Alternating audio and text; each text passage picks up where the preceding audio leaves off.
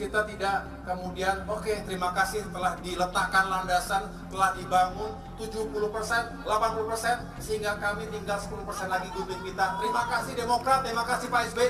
Why not seperti itu? Anggaran terlalu banyak digunakan untuk membiayai proyek-proyek mercusuar yang tidak banyak berdampak pada kehidupan wong cilik. Tidak banyak berdampak kepada saudara-saudara kita yang terkategori miskin dan kurang mampu.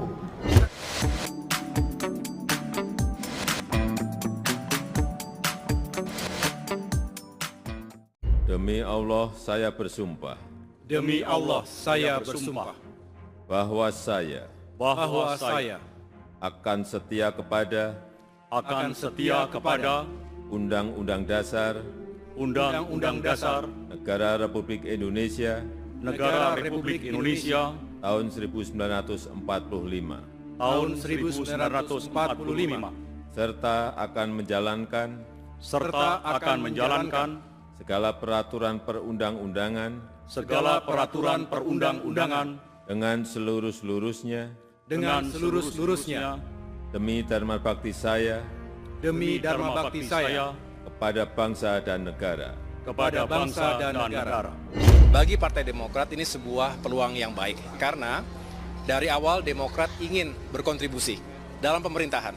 Kita ingin berjuang di parlemen tapi juga berjuang di jajaran eksekutif. Tetapi selama 9 tahun kita juga tahu komplikasi dan secara politik dinamikanya luar biasa. Demokrat belum bisa masuk dan belum bisa bergabung dengan pemerintahan. Dan itu wajar dan itu sesuatu yang menurut saya juga sehat. Oleh karena itu, apa yang terjadi hari ini, Demokrat secara resmi, secara formal masuk bersama pemerintahan Presiden Jokowi, menurut saya juga bagian dari apa yang kami perjuangkan. Karena kami ingin melanjutkan segala sesuatu yang sudah baik, sambil terus menjadi bagian solusi jika ada isu-isu yang perlu kita perbaiki dan sempurnakan. Roda pemerintahan Indonesia selama hampir 10 tahun ini tidak selalu berjalan mulus. Program mega proyek pemerintah tidak sedikit yang mendapat kritik, bahkan nyinyiran dari oposisi. Namun, siapa sangka, akhirnya tidak sedikit pula kalangan yang dulu mengkritik sekarang jadi mendukung pemerintah. Yang terbaru dan sedang ramai di media saat ini adalah bergabungnya Agus Harimurti Yudhoyono atau AHY dengan pemerintahan Jokowi. Ketua Umum Partai Demokrat ini mendapatkan mandat besar dari Presiden Jokowi sebagai Menteri Agraria dan Tata Ruang atau ATR Republik Indonesia. Sebelumnya, AHY merupakan oposisi yang selalu vokal menyuarakan kritik terhadap kebijakan-kebijakan pemerintah. Merapatnya AHY ke kubu pemerintah didasari dari komitmen Partai Demokrat untuk berkontribusi dalam pemerintahan. AHY menyebut Partai Demokrat ingin berjuang di parlemen dan di jajaran eksekutif. AHY mengakui selama 9 tahun menjadi pihak yang mengkritik pemerintah dan itu merupakan sesuatu yang wajar dan sehat. Dan masuknya Partai Demokrat ke dalam pemerintahan, menurutnya, merupakan hasil dari yang selama ini diperjuangkan. Karena keinginan untuk melanjutkan segala sesuatu yang sudah baik sambil terus menjadi bagian solusi jika ada isu-isu yang perlu diperbaiki dan disempurnakan. Jauh sebelum AHY dan Partai Demokrat bergabung dengan pemerintah, Prabowo Subianto bersama Partai Gerindra juga sempat menjadi oposisi hingga akhirnya bergabung.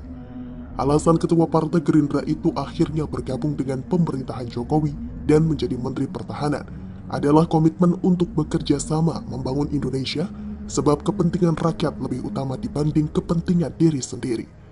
Meski awalnya dicaci, namun akhirnya cara-cara kerja Presiden Jokowi yang tidak biasa dari pemerintahan sebelumnya mendapat apresiasi.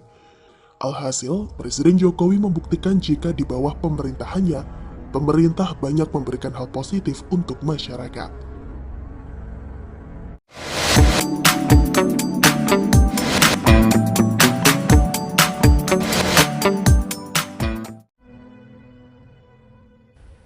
Presiden Joko Widodo akhirnya resmi berkantor di IKN Nusantara.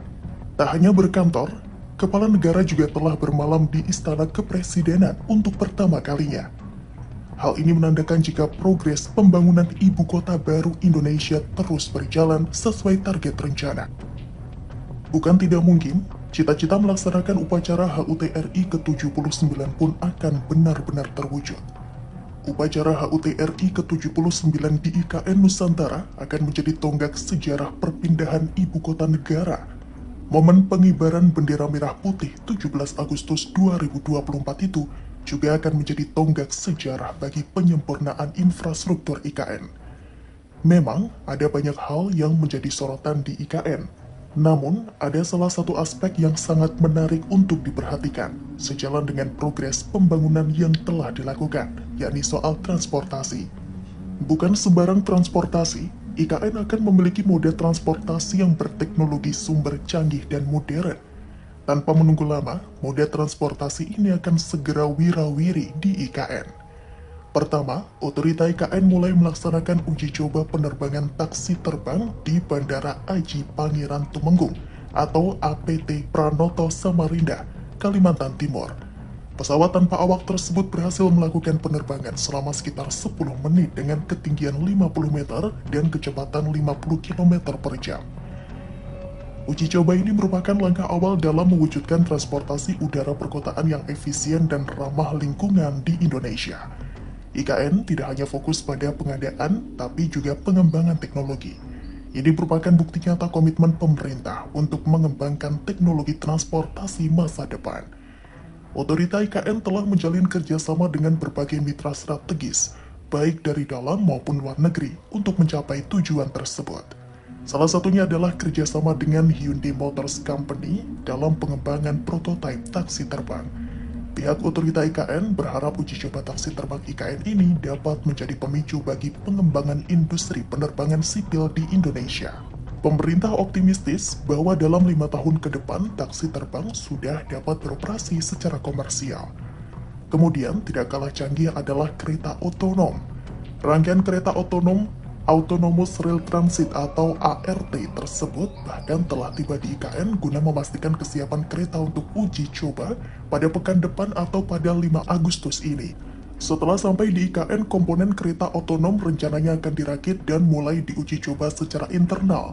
Kemudian akan dilakukan pula persiapan dan pelaksanaan pengujian bersama. Dilanjutkan dengan pelaksanaan Proof of Concept atau POC pada Agustus 2024. POC merupakan demonstrasi kelayakan dari ide, produk, layanan, maupun rencana bisnis ART agar dapat berjalan optimal. Uji coba operasi merupakan salah satu bentuk POC.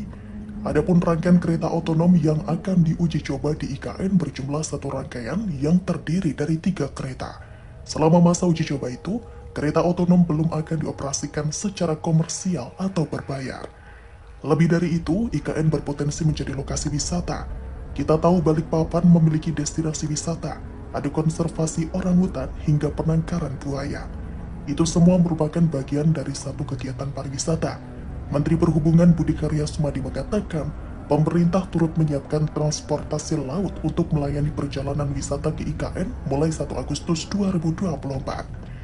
Budi menjelaskan 1 unit kapal yang ditugaskan tersebut berjenis kapal pinisi milik PT Pelayaran Nasional Indonesia atau PELNI. Ia berharap kerjasama dengan skema pembelian layanan atau buy the service dapat menjadi stimulan agar ke depan semakin banyak operator kapal yang tertarik melakukan pelayaran komersil di IKN. Meski segala persiapan telah menunjukkan progres yang signifikan, namun perlu digarisbawahi bahwa IKN merupakan proyek atau program jangka panjang sampai 2045. Karenanya, agar semua pihak tidak membayangkan bahwa saat melaksanakan upacara HUT RI di IKN, semua fasilitas sudah siap. Keputusan Indonesia untuk memindahkan ibu kota dari Jakarta ke IKN memang telah menjadi sorotan, bukan saja dari kalangan warga dalam negeri, akan tetapi juga media dunia. Berbagai cerita di balik pemindahan besar-besaran itu menjadi sorotan. Selain bernada kekaguman dan dukungan, di antara sorotan itu banyak juga yang meragukan dan pesimis. Walaupun begitu, pemerintah hingga saat ini terus bekerja dan berkomitmen pada upaya pengembangan IKN sebagai kota masa depan, cerdas, dan pintar.